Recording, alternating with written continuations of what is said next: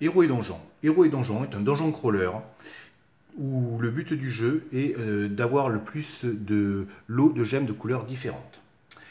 Comment va se dérouler le jeu? Le jeu va se dérouler en 3 runs de donjon. Chaque run de donjon est décomposé en 2 phases. Une première phase où on va recruter un groupe de 3 héros. Et la deuxième phase où on va attaquer un donjon. La première phase se déroule comme ceci. Chaque joueur, en partant du premier, va choisir un héros. Et une fois qu'il choisit son héros, ceux-là ils sont gratuits, ceux-là ils coûtent 1 pièce d'or, ceux-là ils coûtent 2 pièces d'or. Une fois qu'un héros est choisi, on re-remplit en double descente. Quand un joueur a 3 héros, quand tous les joueurs ont 3 héros, la phase est finie et on va commencer la deuxième phase. Quand on choisit héros, les héros ont plusieurs choses. Ils ont déjà des caractéristiques. Les caractéristiques qu'ils ont, c'est... Déjà, la première, c'est la vitesse. Quand tous les joueurs ont un groupe de 3 héros, le groupe le plus rapide, c'est celui qui choisit son donjon en premier. Là, il y a 3 donjons, car c'est pour 3 joueurs. À 4 joueurs, on aura mis 4 donjons. La deuxième caractéristique, c'est les épées. Ça va servir à combattre. Pourquoi? Parce qu'il y a 3 styles de salles que l'on va rencontrer. Et il y a des salles de combat où on va donc se servir des épées. Après, il y a l'observation. L'observation sert à éviter les pièges.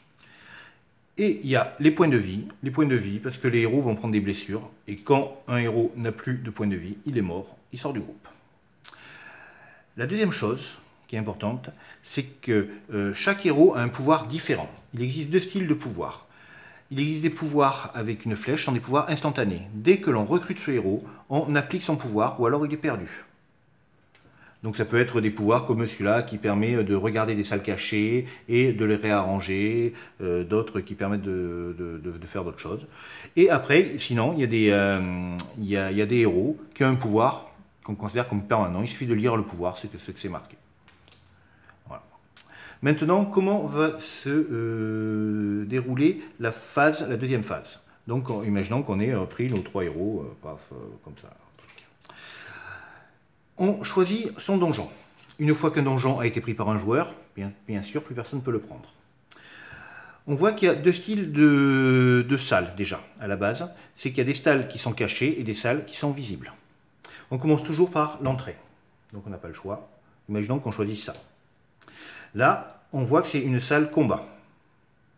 D'ailleurs, je vais plutôt commencer par celle-là, parce que comme ça, on verra les salles pièges. Là, c'est une salle piège. Donc, comment va se dérouler la résolution? On va jeter le dé et on va additionner l'ensemble des yeux avec les yeux que l'on a. Donc c'est l'observation. Est-ce qu'on a l'observation? Est-ce qu'on voit le piège? Le piège, soit on le voit, soit on ne le voit pas. Si on ne le voit pas, eh bien, automatiquement, on prend le malus, qui peut être des héros en moins, un héros en moins, ou des points de vie en moins. Donc généralement, on ne se dirige pas vers celui-là si on n'est pas assez costaud. Donc j'aurais peut-être pris celui-là ou celui-là. Bon, donc là, dans ce cas-là, si le piège que je le vois, déjà, est-ce que je le vois ou est-ce que je ne le vois pas? Si je ne le vois pas, je prends tout le malus. Là, dans ce cas-là, je prendrai 2 blessures que je répartirai comme je voudrais sur mes héros. Après, le piège, du moment qu'on a au moins un héros vivant, on passe le piège, donc on a le gain. Là, c'est 2 pièces d'or. Ça peut être aussi, par exemple, celui-là, c'est une gemme. Donc je pioche une gemme dans le sac à gemmes. Une fois que la salle est résolue, on avance. Donc là, on a le choix qu'on a ici. On peut partir soit là, soit là. Si je prends la salle fermée, je ne sais pas ce qu'il y a, sauf si j'utilise un héros qui a un pouvoir, et j'essaye de résoudre la salle. Si jamais j'ai réussi à résoudre la salle, en plus du gain de base, je récupère cette gemme.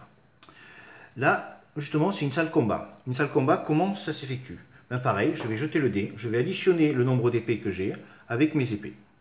Donc là, j'aurai par exemple 1, 2, 3, 4, 5, 6. 5, 6 épées. Donc 5, 6 épées, ça ne veut pas dire que là, il a 8 épées le monstre. Ça ne veut pas dire que j'ai perdu le combat. Ça veut dire que lui, il va me faire des blessures. Et il va me faire 8 moins 6, 2 blessures que je vais mettre sur mes héros. Et imaginons que j'ai au moins un héros disponible vivant à la fin du combat. Je gagne le combat, donc je récupère la gemme et le gain qui est une pièce d'or. Et je vais progresser comme comme ceci, en allant vers l'avant et en essayant de sortir. Par contre, il existe, là on a vu donc comme salles, les salles combat et les salles pièges. Il existe une troisième style de salle qui sont les salles événements. Alors les salles événements, il suffit de lire ce qu'il y a dessus. Imaginons que je vienne de finir cette salle et que j'arrive ici, je lis la salle événement, et là, les salles événements, eh ben, il suffit d'appliquer ce qui est marqué. Là, j'ai deux en observation en plus pour le prochain trésor, le prochain piège. Bon. Une fois que j'ai fini mon donjon, si j'arrive jusqu'au bout, je récupère donc les gemmes à la fin si j'arrive à gagner la dernière salle. Si je meurs entre-temps, les gemmes que j'ai gagnées et les pièces d'or, je les ai quand même gagnées. Donc je fais mon donjon, le deuxième joueur le plus rapide fait son donjon et le troisième joueur fait son donjon. Après on re-remplit la taverne, on remet des donjons et on recommence. C'est la fin. Merci.